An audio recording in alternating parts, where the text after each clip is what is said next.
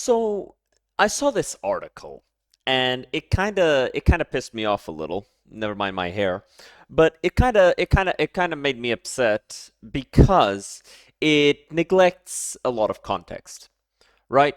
So the article is former Bethesda dev went indie in part because of Fallout 76's noxious reception. If you put out a game that people don't like, the internet's going to treat you like you're clubbing seals. Now that's a hell of a quote. It's a hell of a quote.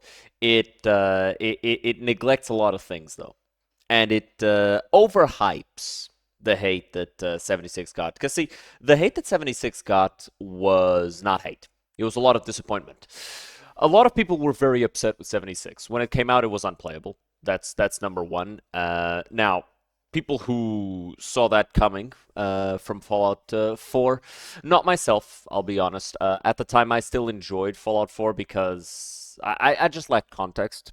I liked Fallout 3. That was the one I played. Then I played Fallout 4, and I was like, yeah, this is cool, I guess. And then I played New Vegas, and I was like, wow, this is much better written. A lot of the little flaws that I thought were in Fallout 4, but were acceptable, suddenly were less so. And going into 76 after that, seeing all of the massive glaring flaws with gameplay, world building, lore rewrites, all of that, and on top of that, the promotional material. For those of you who are have allowed themselves to be made to forget what actually happened, there was a collector's edition with 76 with a lot of promises, namely a T-51 helmet, a canvas bag, and there was also supposed to be a Nuka-Cola bottle that came with the collector's edition. And if you guessed that any single one of these items was good quality, you guessed wrong. And now I'm not saying they needed to be excellent quality, but for example, the Nuka-Cola bottle came with, I believe, some sort of alcoholic drink. The alcoholic drink within was uninteresting. And by the way, this is considering the fact that Nuka-Cola has a recipe. They could have just made a cola, made it tasty, and then, hey guys, here you go. Here you go. You're the only ones who get to taste this, or maybe they make it available as well. Whatever, doesn't matter. Regardless, they basically had an actual regular glass bottle encased in plastic to make the Nuka-Cola bottle. Problem with that is that the bottle was undrinkable from. You couldn't drink from it. You would drip all over yourself because it wasn't properly made, and it was extremely brittle. So that's number one. The canvas bag wasn't canvas at all, and the T-51 helmet was extremely low quality to the point that some people's helmet was breaking apart days after being bought, and they just put it on the mantle, and it started to break apart just from sitting there. So the idea that people were mistreating the developers, ridiculous. It didn't happen. People were disappointed. There were no death threats. There weren't. If there were, people would have talked about it. No one talked about it, so I'm going to assume there were no death threats. Uh, there was criticism of the game for being very, very bad, and it was very bad, and it still is very bad, as is Starfield, as is pretty much everything else coming out of Bethesda since Fallout 4, because Fallout 4 emboldened them. Fallout 4 took an open world and then said, what if instead of actually filling it with, good content, something like Witcher 3, where every single side quest has its own storyline, it's all relevant, it's all kind of unique in some sense. And in Fallout 4, every single quest is talk to NPC. They say, "Hey, I need X thing. Go this place and do the thing there." And then you go there, you kill everything in the area, and then at the end there's like a box or a chest or a trunk of some sort, and then you open that and the item is conveniently placed there. And then you get that, and then you go back and you deliver that item. Now, there's a few quests where it's not a chest or a trunk. It's like the item is like specifically placed there because that's the specific quest. But still, 90% of the quests in Fallout are that way. Compare that to Witcher 3, which, if I'm not mistaken, actually came out before Fallout 4. Let me double check that. Let me double check. I'm not spewing bullshit. No, they came out. So yes, Witcher 3 did come out before, but they came out within the same year. So they are comparable.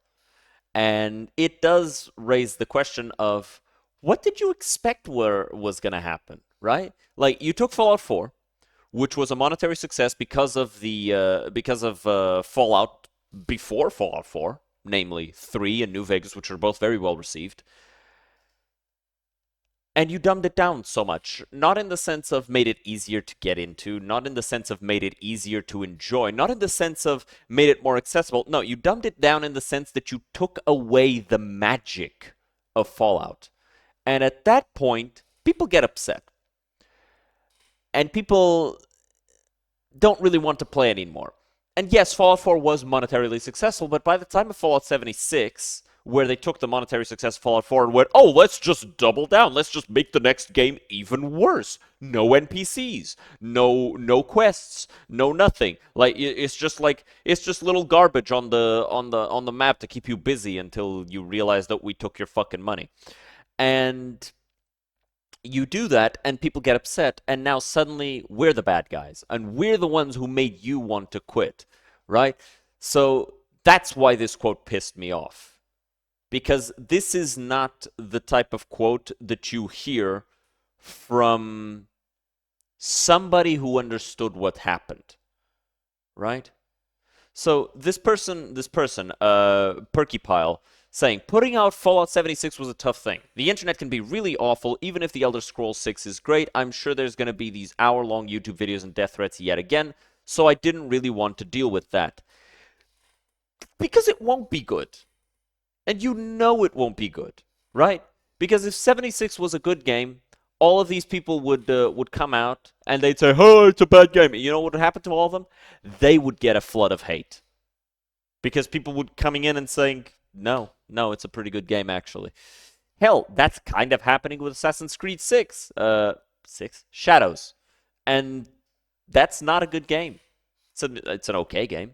But there's plenty of people going, it's not that bad. It's not that bad. That a lot of the hate is kind of dying out, and people are upset about Shadows because it's not that good of a game. It's got terrible voice acting. It's got terrible choreography and animations. The set dressing is nice. Like the trees are nicely modeled.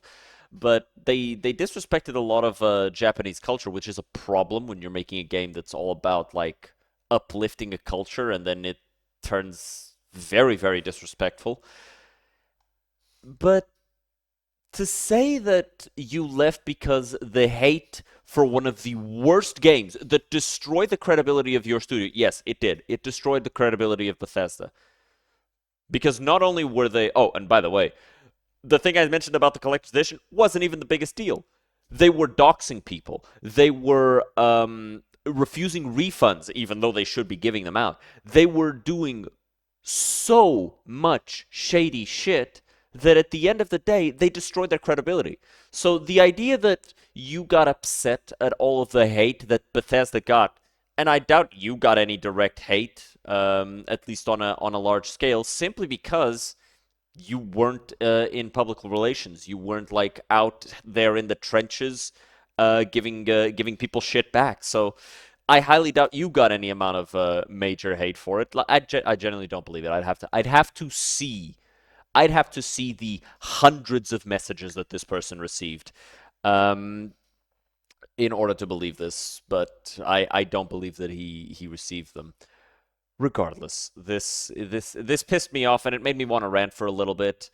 Don't forget, Bethesda is not a good company. Maybe with Todd Howard actually, maybe with Todd Howard coming down from his position as lead in a lot of the games will be the solution.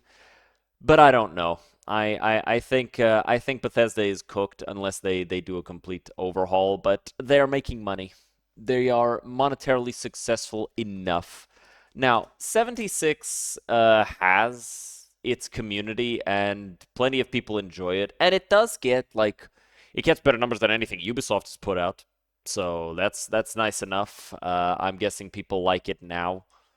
Uh, Apparently, there was a big jump in popularity in April. I think this was the Fallout show, and so a lot of people started playing it, and then it went back down to its regular numbers.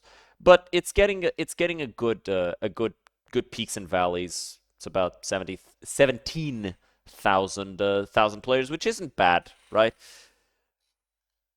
But the game is not great. The community's fine. It's got enough content, but I don't trust Bethesda. Any game that comes out of them, I'm going to assume is bad until I'm proven otherwise. And that's just going to be it. And this guy who became a solo dev and blames the fans for being upset about a very bad game, very bad PR, very bad handling of the situation. Somehow we're to blame for that? No. I guarantee this whatever game this person puts out is also not going to be worth the time of day. And yeah, that's all I have to say about that. So let me know what you guys think. Leave a like, subscribe. I'll see you guys next time. Have a good one. Cheers.